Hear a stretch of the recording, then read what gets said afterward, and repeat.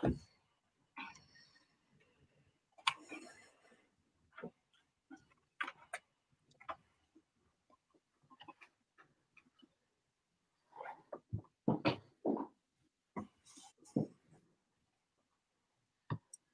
ora mai rā e te iwi, no piki mai, no kake mai ki runga ki tēnei takapau kōrero e hora atu nei, e meinga mai nei ko te Māori conversations. Tonight, I'm joined by not one, but two valiant Ngāpuhi women who have joined me to speak about serious and relevant take, kaupapa, or issues that are affecting us in Te Iwi Māori, not only at this time, but have been for a considerable time. No later, we're just going to kick off with some introductions. My name is Eru, and I'm just going to be hosting tonight. And I'll hand it over to Khylee. Oh, kia ora tātou, ngā mihi mahana kia koutou, ko Khylee Quince talking ingoa, he uri o Ngāpuhi, Ngāti Porou, me Ngāti Kahununu. I'm Khylee, I'm, as Eru said, northern primarily, and my father's from Tiki and Nuhaka on the coast, and I live in Tamaki, and I'm an associate professor of law at AUT. Kia ora. Oh boy. Kia ora, Khylee. Tēnā no tātou katoa e te motu, Mariameno Kapa-Kingi tēnei mihi atu ana ki koutou. Kia koe noki Khylee nau mai haere mai kai wanguni a tātou ki tēnei te teupu kōrero o Māori Pāti tēnā koutou. Hoi no, kia ora rā Eru. Yeah, kia ora tātou. And look, I just want to say as well, it's an absolute privilege to have Khylee with us tonight to share in this kōrero. She's been a part of the academic arena for 20 years now. And I don't know if you realise, Khylee, but you received a promotion, doctoral status in our latest promotion post. Talked about it, Dr Khylee Quince. And that was my mistake, my bad. But I also must say that worse mistakes have been made. And it actually falls quite neatly in line with our national Māori Party campaign slogan or theme, and believing in ourselves as Māori. So, Dr Khylee Quince, I think congratulations are in order. Tēnā koe, oti la tēnā koe. And so, yeah, we'll get straight into the questions. The first part, and I know it's definitely a kaupapa that's been on everyone's mind lately. So the institution, which ironically goes by the name of Oranga Tamariki, has recently ignored Māori-led recommendations after an inquiry into the taking of a Māori baby from a hospital in Hawke's Bay last year. And only very recently, that same institution tried to repeat those actions in Waitakere. And thankfully, we're unsuccessful in trying to uplift two Māori babies who have just been birthed by their mothers. So the first question for you, Khylee, and I know you've got a lot of expertise in this area, what do we think it will take for that institution to understand the damage taking our babies causes? Yeah, I like you start with the really easy pātai. So I think that it comes down to, and this is going to touch upon a number of the different take that we're going to talk about, and I think that at the core of all of them, whether you're talking about Oranga Tamariki, whether you're talking about the police, whether you're talking about health, education, welfare, it comes down to, in my view, I think the primary thing is whakapapa. And it's that to understand connection between, you know, who we are, how we think, and our general view of the world. I went to this amazing kōrero last year by Tā Meihana Jury, and he was talking about it as a scientist, you know, his core mahi as a psychiatrist, to say the thing that he understood of the core distinction between Te Ao Māori and Te Ao Pākehā was that Te Ao Pākehā and science literally means to split things apart, you know, so Pākehā's like to get down to the individual thing, the individual child who you're talking about in Oranga Tamariki, the individual person who's being arrested by the police, the individual person in hospital. And Te Ao Māori is entirely the opposite. So rather than getting deeper and deeper into smaller, down to DNA, we of course want to make connections to everything, everyone, and different places. And so until they understand that renaming it Oranga Tamariki makes no difference. People on the street still call it SIFs. People before that call it welfare. So to understand the whakapapa of how those other institutions have responded to and framed Māori whānau, appropriate parenting. I mean, we're currently, you know, in the midst of or about to kick off the really hard mahi for a Royal Commission on abuse in state care. So to think about historic abuse and abuse that is still being perpetuated. So the whole thing is about whakapapa, and not only about whakapapa within the child welfare system, but also between that and the police, between that and health, housing, education, justice, te mea, you know, that it is all connected. And we just think of them all as they are all different parts of the crown. So I think the number one thing for them to understand how harmful it is for them to understand how we see the world. And how we see the world is that that individual child comes from a place, comes from people, and comes from as the Māori-led inquiry said, the core thing comes from a whakapapa and a whakapapa of trauma. So whakapapa of genealogy, but also you know, of trauma, that they're likely to be the children of people that have been in state care, have been, you know, harmed in particular ways. So I think that's the number one thing, understanding who we are, how we see the world, and how that relates to our experiences that we've endured and survived for 200 years. Good point.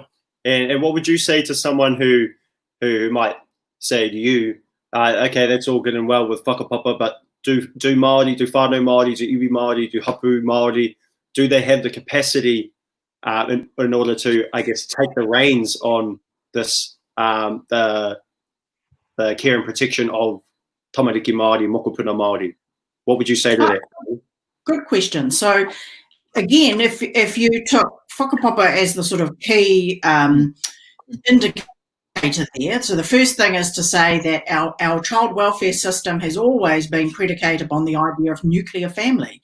And again, that's not our view of family. So there may well be a whānau or a particular parent or parents in crisis, so you just need to look wider, you know, wider in terms of kin placement. So the first thing is that, yes, if you understood whakapapa, then you could respond appropriately by thinking about wider kinship placements, which requires, you know, a lot of capacity amongst hapu and iwi and Māori service providers to know who, and because so for some families, in the small sense, that they might not be have the capacity to care right now, and again, that's where you need to understand again the whakapapa of trauma as to why they don't have that capacity, and then to look wider, because you know.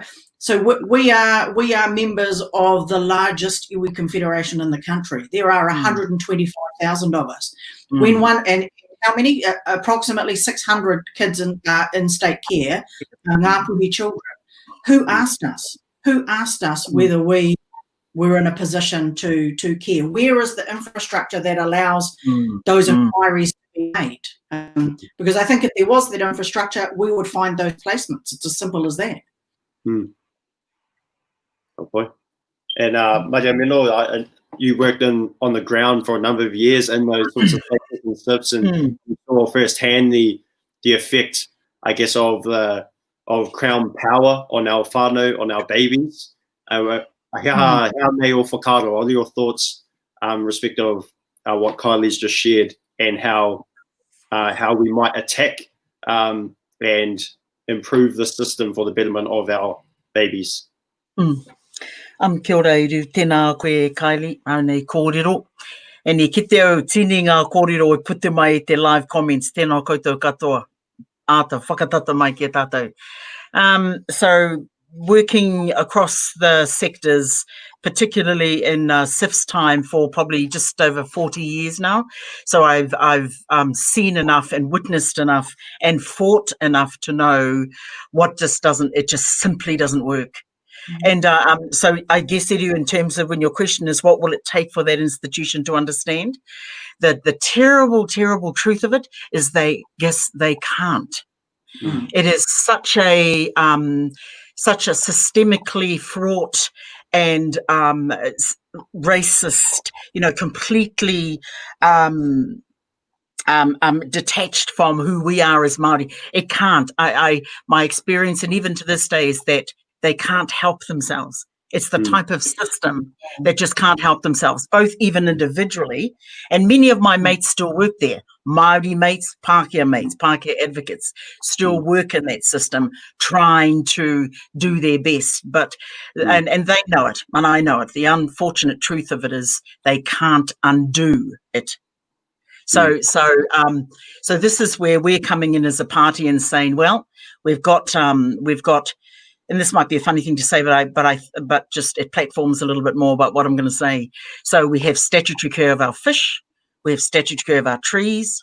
We now expect and will have statutory and whakapapa care of our mokopuna. That's our whakapapa. And so into your second part of the question around capacity. So the key social health determinants for Māori is whakapapa. That's as you said, what is the most critical social determinant for our health and well-being and wealth? It is our whakapapa. And so, I dare any other person that is not Māori to challenge me and have that conversation as if they know more about me than I did. And that's why we are putting a position up really strong, bringing our mokopuna home to us, to our homes, to our systems, to our own ability and capacity to be well, and well as Māori, not well as any other kind of individual. So fully in line with Wānei kōrero Khylee, and based on 40 years of witnessing the things that, even despite my mates working in there, and I worked in there full-time, despite all of that effort, it can't help itself. It is racist, it is racist, it is racist. Hara mai te tahi ahu e mihi atu ana ai te pai o era kōrero. I guess one thing I would add as well is I don't think the Crown should be able to wash its hands in terms of its own responsibilities as well in this regard. And I think if we do think about it from a treaty partnership perspective, and if there are question marks around the infrastructures and the capacities in respect of iwi hapu whānau, I think there's no question the people are there. There's no question the desire is there, but I think the Crown really just needs that. The only thing the Crown can do really, I think, is provide the financial infrastructure required to really implement the system where we can, and in practice, we will be the ones on the ground and making the decisions to fix that very broken system, or build a new system that has Māori interest, whakapapa Māori at its heart. Absolutely. There's no, there's no use being self-determining over nothing. They cause that lack of capacity, so they've got to. That's what active is. That's what the Article 3, equal participation. That's what's required of them. Yeah, give us the putia, we can do the rest. Yeah, exactly. E hoki ana ku mahara ki te tai kōrero nā tā he mihiana. There's something that Sir James said in his time, e kore te iwi Māori e ora I te kūtai noiho. So he said, the iwi Māori will not free itself or become alive merely by eating kūtai, and it was his way of encouraging people to contribute more to kaupapa and to get money for things to get off the ground. And I think, if there's one thing the Crown can do and not mess up, it would be that.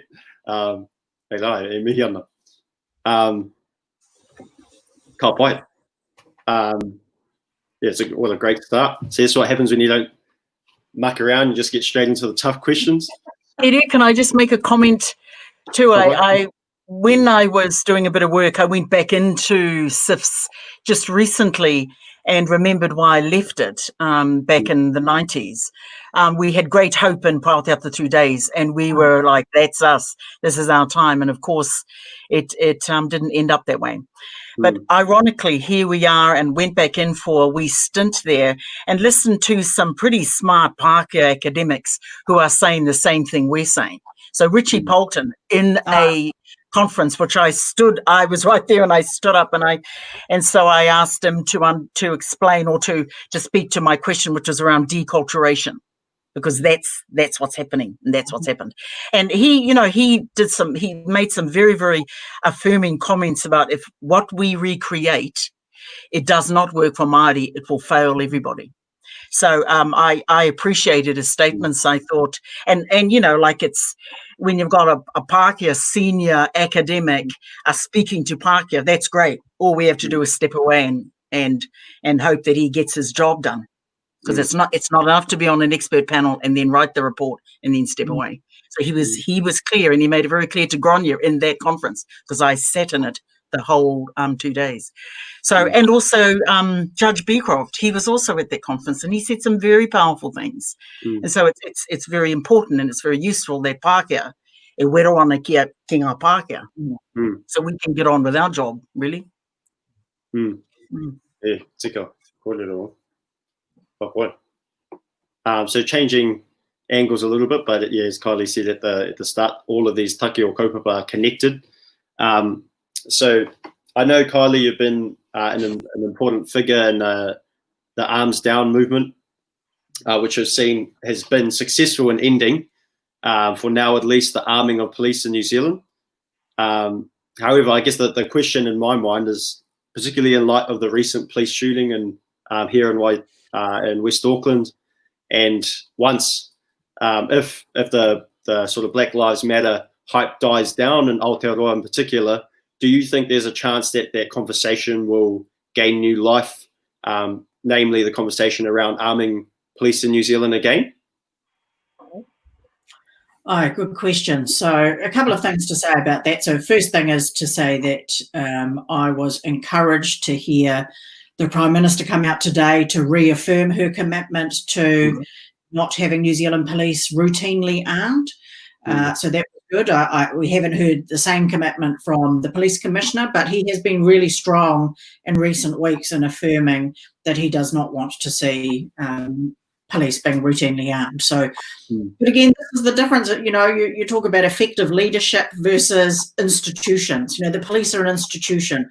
The police are not just, as our friend and colleague Julia Amua Whaipoti said last week, a friendly police commissioner, a friendly children's commissioner, a friendly prime minister is not enough. The institutions themselves need to either change culturally, or, as you've said, Mino, actually needs to be fundamentally changed. Yes, it will arise again. The conversation will arise because arming of the police is part of law and order politics, which is really strong and really central to conservative political agendas.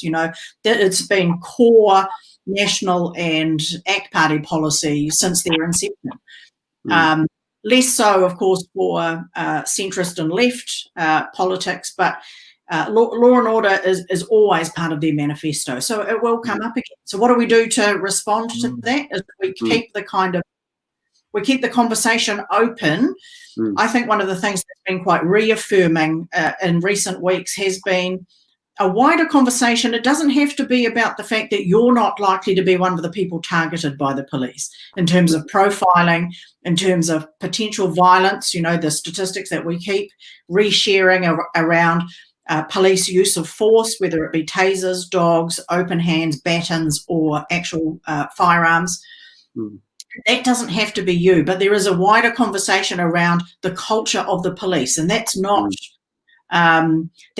just a conversation for Māori or Pasifika or minority peoples. That's for all people in New Zealand. What kind of policing do we expect? And we expect, because we think that we live in a society that is safe enough, that we do not need to see police being routinely armed. And one thing is to hold the police, to account for what their mandate is in Aotearoa from all of the public, not just the public that's likely to be harmed, but all of the public. The second thing is to hold the media to account for any over, talking up matters of law and order. It is, you are being a police, other than, obviously the terrible tragedy of the weekend, being a police officer in New Zealand is actually a safe job. You are far, far more likely to be assaulted on the job as a primary school teacher in this country, or as a frontline health worker. So, the media does ramp up the idea of dangerousness, and particularly to communities that don't even need to think about danger. So high, areas that are not touched by deprivation tend not to have any, significant violence that would require arming of police. So yes, it is going to be part of the conversation, because conservative people live in this, sort of world where they think that they have things to be fearful of. But I think that our broader cultural conversation in New Zealand, social conversation, that we don't want to see police being armed. We like to think of ourselves as a safe, equal society. So to hold them to account for that, if there's ever slippage. Of course, the police are armed in New Zealand. There's kind of two things here. One is that they're not routinely armed on the beat, but there are guns in all of their vehicles. So given that that's going to be, probably a reality for some time to come, we also need to know that they are properly trained. So it's not just about the having guns available to them, but what do they do with them when they use them? Tēnā koe, Khylee and Kano. Mum, did you have anything to add to that? Just that I was concerned straight away. We'd talked about it, of course, here up the north in various pockets of my work and otherwise, and then, of course, at my colleagues, my 6 colleagues, candidate colleagues, and as we're about to start our hui, in fact, on the Friday, the news arrived at our wānanga on Friday. So, and that was my immediate thought, that yes, that through Kylie's work, the arms down, that was good to go, and then that shooting occurred, and I immediately thought, okay, this is something's gonna come up for this, and I already had my suspicions, because they're good to have, because I know how terrible the culture can be, and usually we are at the bottom of that, being treated badly, being responded to with all the bias that we all know about, and so on. So I am still concerned, and I didn't trust that when it was seen to be put aside, that it actually can be, and you'll know more about that, Khylee. I just guess what we've tried to do in Taitoket over the last sort of 10, 15 years is work closely with the iwi liaison officers. If we think there's anything that's going to work for us, is that, because we get hopeful when one of ours goes in, we're like, great, that's one of ours. Well, we also know that they're going into a system which is essentially racist, and it's a deculturation process, and you're going to come out less than you think you go in, because you're going to be, keen as anything, and then it's going to break you down. And very few last in that. Very few make it through that. That's in any of the agencies in general, and police particularly so. So we've put a lot of effort, our own iwi effort, across Taitoketo to work closely with certain individuals that are allied to the kaupapa, Pākehā allies to the kaupapa and iwi liaison. So we'll keep doing that, because the more we're in front and we're pushing back on it, and we are saying we will not tolerate this anymore. Whether you want a relationship with us, we will force you to have a relationship with us. We will demand that you have a relationship with us. So, that's what we're doing in the meantime, Khylee, because those bigger conversations and bigger decisions are happening at another level. But this is what we're trying to do at home. Yeah, good point. I guess the question, when I think about these sorts of kaupapa, in terms of arming the police, the question that always comes to my mind is who's policing the police? And it's also, when I think about the police slogan, I guess, of safer communities together, I also wonder who falls in that box of community, and who's being kept safe, and from who or from what. And we saw the shooting happen on Friday. Terrible occurrence, nonetheless. But then ironically on Sunday morning, young Māori male attacked by 4 policemen, pinned on the ground by 4 policemen for tagging. And you just think, yeah, it's ironic. And it just goes to show, I guess, the inconsistencies in police practice. And there's no real entity out there or power out there that polices the police or keeps an eye on the police, and for people who don't trust the police or who don't see the police as I guess majority in New Zealand see them, that's a scary thought, thinking that those very people will be carrying or will be armed 24/7. And so, yeah, I think that head there, which is around, the same issue in relation to, any of those other Crown agencies, is that this is a low trust relationship for our whānau. And I think one of the things that's really struck me in recent weeks when talking to my Pākehā friends, I have some, is that they are genuinely surprised that Māori, Pacifica, and some young people fear the police. That is a surprise to them. I don't fear them because I can get to pass as Pākehā. Generally, I look like a respectable Pākehā middle-aged person, but I don't trust them. No Māori trust them. Why would you? Why would you? Because we know what they're capable of.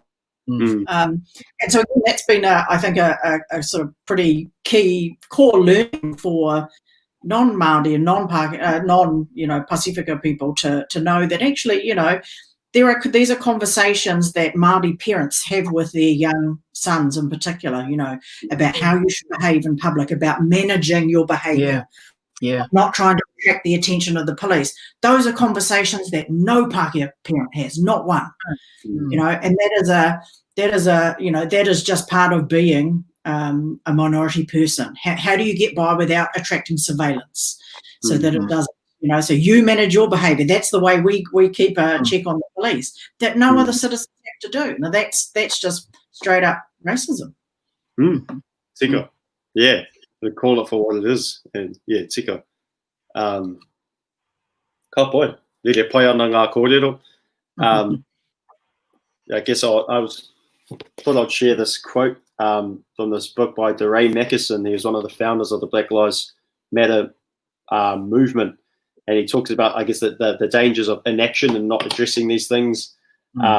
It's quite a powerful quote, but he says, "We will never get to the other side of freedom if we accept the trauma." And I think, that kind of hits it on the head.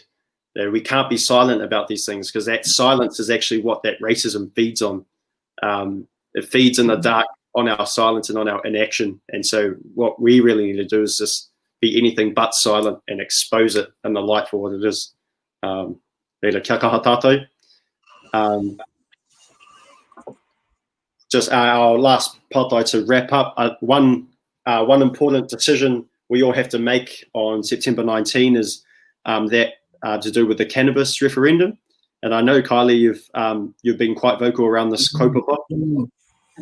So for our whānau who might be sitting on the fence, or anyone actually who might be sitting on the fence, what are your whakaaro, and what would you say to them, and what are the other perspectives we should be aware of in respect of that kaupapa?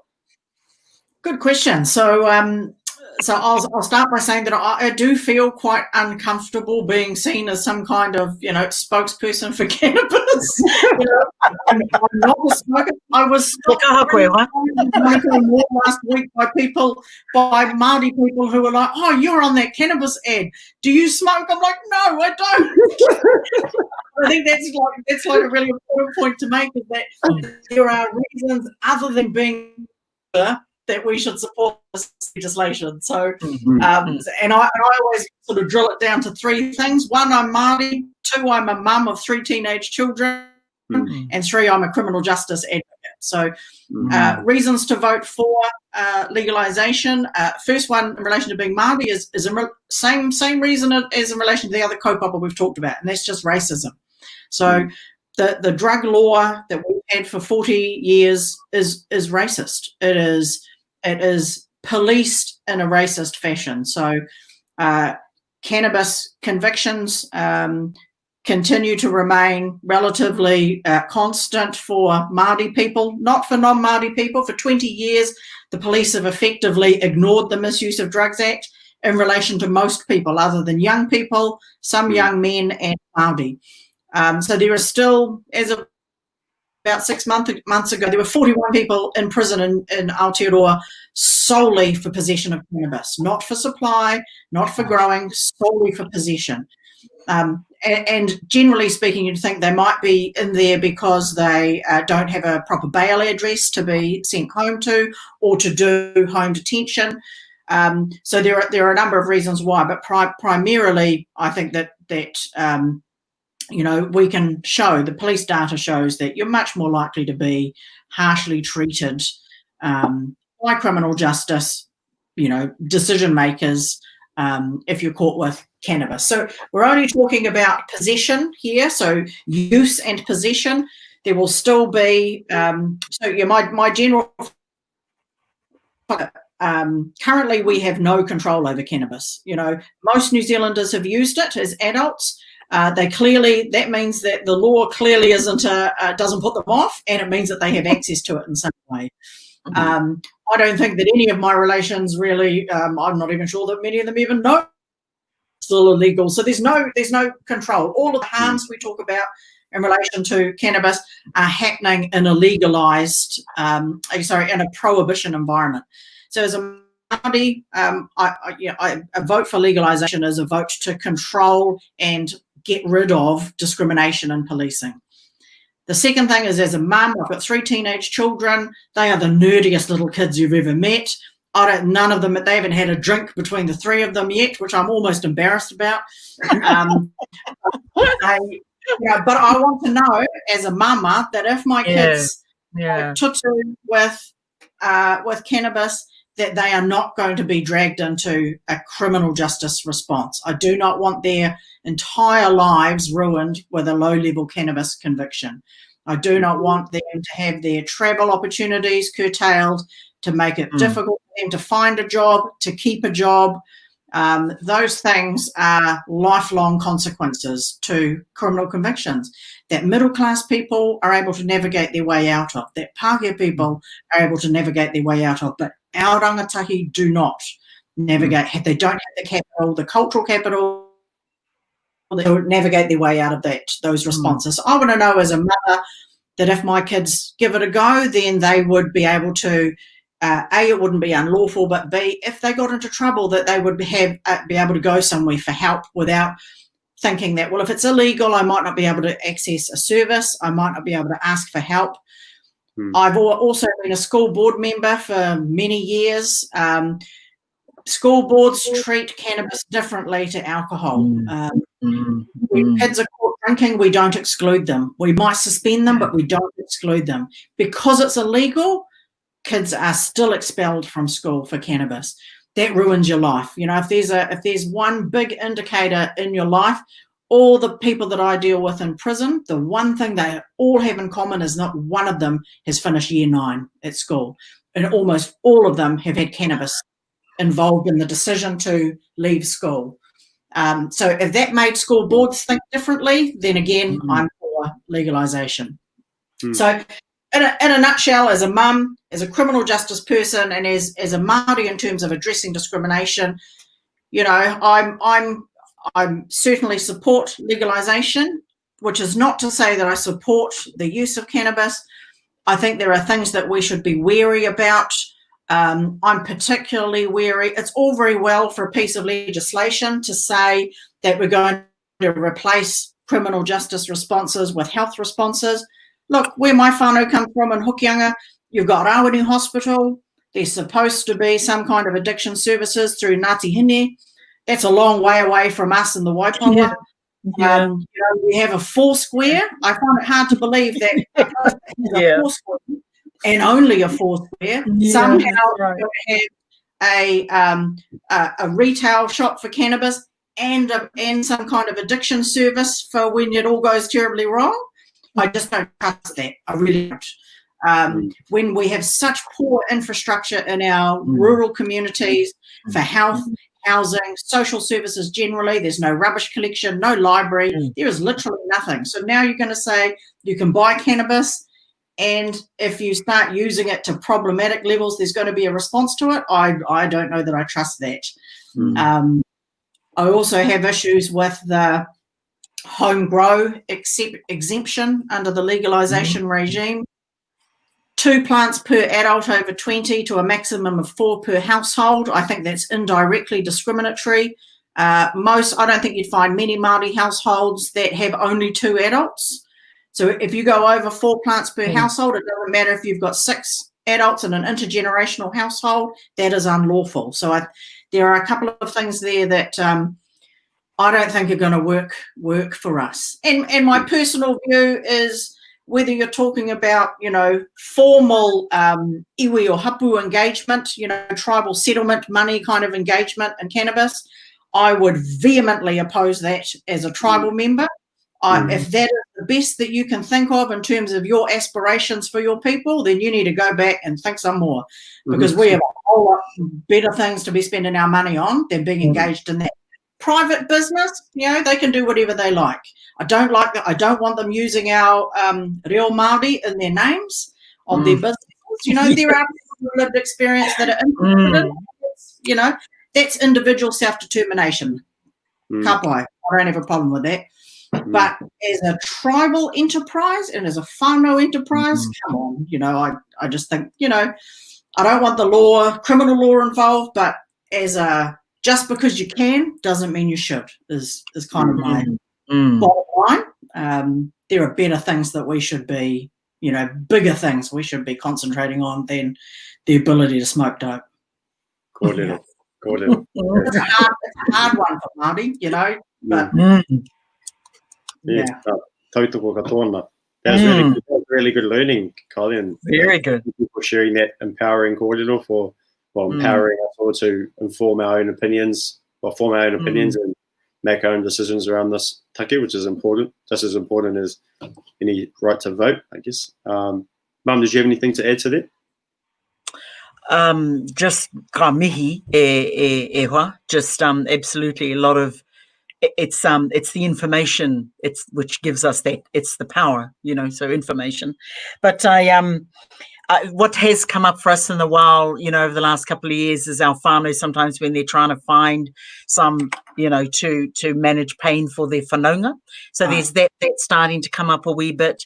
But definitely for the party, decriminalising is where we landed in our kōrero the other day, Khylee, and that's and that was good for us. Like we really kicked it around. We really had a good solid conversation about it, and in the confines of what we know. But and also that all of us would have had whānau that needed to have relief. So that's kind of was certainly part of my discussion in the decriminalisation of the link between that to legalisation, and then so the response to all of that. That's something I still think we need to really understand more of, because I think that's bigger than that's nearly at some point. Are we going to go there if we go decriminalise? Is that just something that will eventually occur? We need to really understand that a bit more, I think. Decriminalise, and I would be supportive. Decriminalisation would work were it not for racist policing. So that, we can make that quite clear. So the amendment to the Misuse of Drugs Act last year, Chloe Swarbrick's amendment, which means that the police must look to alternatives to prosecution. If that was applied correctly, we wouldn't need legalisation in terms of the criminal space. There's the business development part of it, which is separate. But in terms of the criminal stuff, it wouldn't be necessary if the police did their job and didn't, discriminate against people. So again, for voters, that's something, and Māori voters particularly, that's something to bear in mind. So you can get to a non-discrimination outcome, which is what we all want, in one of two ways: either legalise or educate the police into how to be, non-racist. Good luck with that. Hoi no, ai mihi ana ki te pai o ngā kōrero ka hora. Khylee, I just want to express my well, our thanks again to you for making yourself available for this kaupapa. I think, it's went really well, and we look forward to, I guess, engaging in more of these discussions in future. No reira, e te iwi, tēnei ka mihi atu, tēnei ka oha, tēnā tātou. Kia ora.